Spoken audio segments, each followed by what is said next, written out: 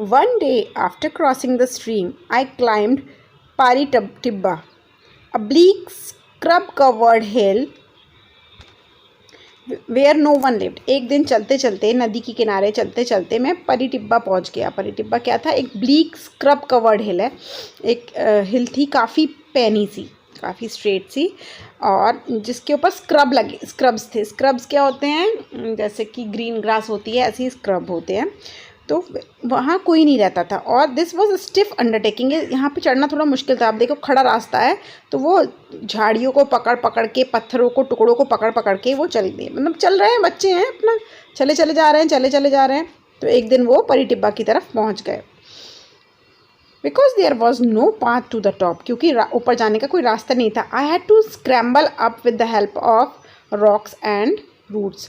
छोटे जो पत्थर हैं वहाँ पर, जो वहाँ पे रूट्स हैं पौधों की, उन्हें पकड़ पकड़ के मैं ऊपर चढ़ रहा हूँ. At the top was a plateau with a fine pine trees, their upper branches catching the wind and humming softly. बिल्कुल चोटी पे मैं पहुँच गया हूँ, प्लेट्यू की बिल्कुल टॉप पर.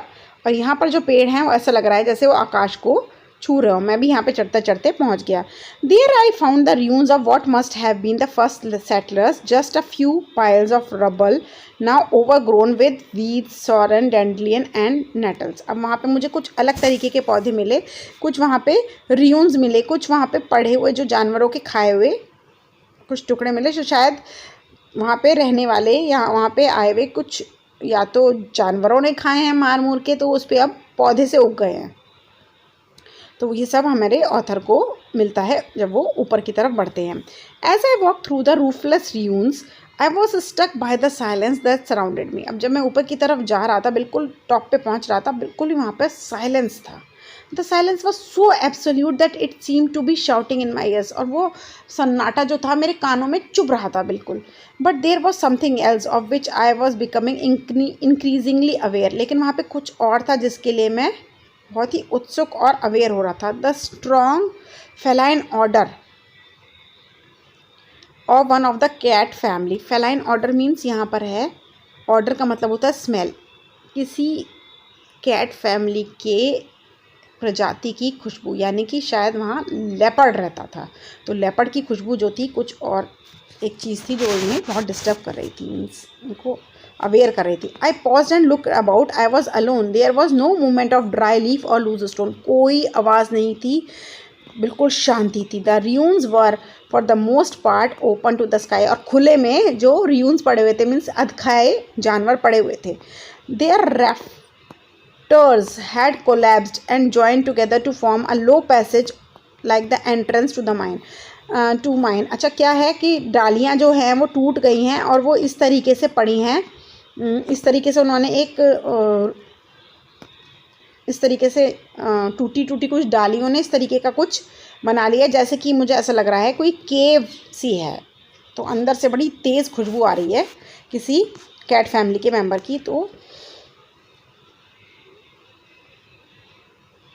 लो passage like the entrance to a mine. ऐसा लग रहा है कुछ एंट्रेंस है, कुछ दरवाज़ा सा बना हुआ है. दिस डार्क कैवर्न, लार्ज केव, ये जो बड़ा सा इन झाड़ियों से और इन डंडियों से बना हुआ है, इस cavern seem to lead down. The smell was strong. अब जैसे ही मैं इनकी तरफ और बढ़ा, इसकी तरफ, तो जो स्मेल थी, जो ऑर्डर है, वो और तेज़ हो गई. The smell was stronger when I approach this spot. और जैसे ही मैं स्पॉट पे, इस पॉइंट पे पहुंचा, तो जो खुशबू थी वो और तेज़ हो गई. ऐसा लग रहा है शायद इस गुफा के अंदर जो है, ये वाइल्ड बीस्ट जो था हमारा लेपर्ड, ये रहता था.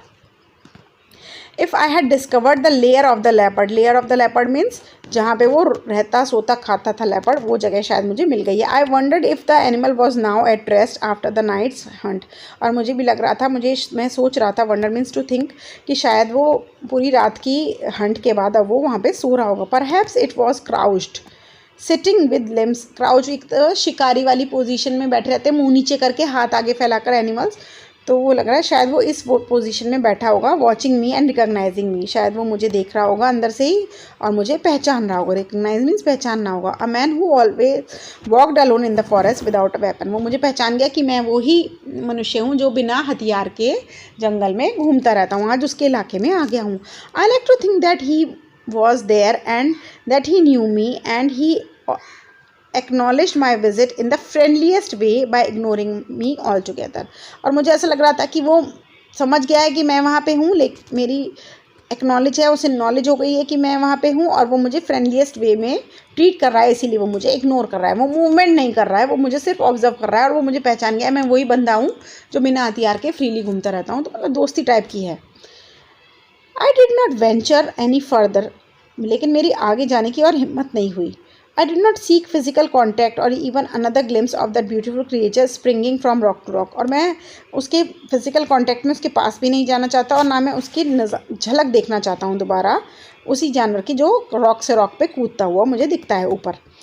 It was the trust I wanted, मैं सिर्फ एक विश्वास चाहता था उससे, जो कि उसके और मेरे बीच डेवलप हो गया था। मीन्स अब वो मुझे देख के ना तो मुझ पर झपट रहा है और मैं भी कोई रिएक्ट नहीं कर रहा हूँ, तो मैंने एक ट्रस्ट डेवलप कर दिया है अपने और उस जानवर के बीच में, उस लेपर्ड के बीच में।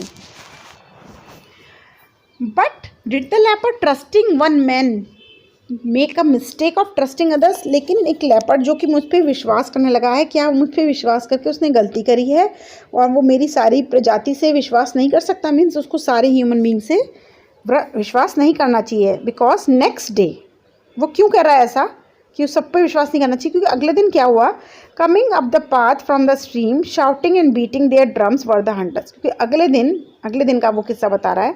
अगले दिन उसने क्या देखा, रास्ते से आते समय वो जो हंटर्स थे ना, वो बहुत शोर मचाते हुए, ड्रम बजाते हुए उसी धारा के बराबर से आ रहे हैं। दे हैड अ बैम्बू, उनके हाथ में एक बैम्बू है। यहाँ पर हंटर्स जो हैं वो चले हैं, हाथ में उन्होंने बैम्बू पकड़ा हुआ है, नदी के किनारे चल रहे हैं। They had a long bamboo pole across their shoulders and slung from the pole feet up head down. Feet up means सर तो यहाँ बांध रखा है, बॉडी ये है और पैर यहाँ पर है। उन्होंने लटका रखा है lifeless body of the leopard. क्या है उनके इस बैम्बू में बंधा हुआ? लेपर्ड। उन्होंने लेपर्ड को मार दिया है बच्चों, उन्होंने उसका शिकार कर दिया है। उससे सर में गोली मारी गई है, उसकी नेक में और उसके हेड में गोली मारी गई है और उसे वो बैम्बू पे बांध कर वो अब ले जा रहे हैं, शोर मचाते हुए, खुशी के गीत गाते हुए कि हमने लेपर्ड को मार दिया है। We told you there was a leopard, they shouted in great good humor। और उन्होंने खुशी से कहा, हमने तुम्हें कहा था ना यहाँ पे एक लेपर्ड है। Isn't he a fine specimen? देखो कितना प्यारा है, कितना बढ़िया है, कितना बढ़िया स्पेसिमेन है। Oh my God, yes I said he was a beautiful leopard। और हमारा जो ऑथर है वो बहुत उदास होके बोलता है, हाँ वो बहुत ही खूबसूरत तेंदुआ था। I walked home through the silent forest. It was very silent, almost as though the birds and animals knew their trust had been violated। और फिर मैं बहुत उदास, अपनी उदासी वाला ये मोमेंट आपसे शेयर कर रहा है कि मैं उदास होकर वापस अपने घर की तरफ जाने लगा और बिल्कुल शांति थी, कोई आवाज़ नहीं थी। ऐसा लग रहा था चिड़ियाँ और जो जानवर हैं वो समझ चुके हैं कि उनका विश्वास जो है वो तोड़ दिया गया। वॉलेट मीन्स ब्रेक कर देना। उनका विश्वास, ट्रस्ट जो ह्यूमंस पे था वो टूट चुका है। और हमारे पोइट भी बहुत उदास हैं, बहुत ही टूट चुके हैं, क्योंकि एक ही लेपर्ड था जो कि ऑलरेडी बहुत एक्सटिंक्ट स्पीशी है, उसे भी हंटर्स ने किल कर दिया है। I remember the lines of a poem. और उसी समय उनके दोस्त की कुछ पोइट्री की लाइन्स उनके दिमाग में आती है। D.H. Lawrence, very popular poet, जो कि हमेशा उदासी वाली पोएम्स लिखते थे, उनकी कुछ लाइन्स उनके दिमाग में आई। I climb the steep and lonely path to my home, these words echoed in my mind. और मेरे दिमाग में ये जो शब्द हैं वो इको करने लगे, गूंजने लगे, अपने दोस्त की पोइट्री की आवाज़। क्या थे वो words? There was room in the world for a mountain lion and me. कि इस दुनिया में माउंटेन लायन और मेरे लिए एक ही जगह है। अब वो जगह थी जंगल, और इस जगह से भी अब उस लेपर्ड को ख़त्म कर दिया गया है, मार दिया गया है। तो the poet was very happy. Because of this he gave the title of the story no room for a leopard. Means जो उनका एक हक है जहाँ पे उनका रहने का, वहाँ पर भी अब वो नहीं है। No room for a leopard, no space for a leopard. This is the story. Children, I hope you have understood it.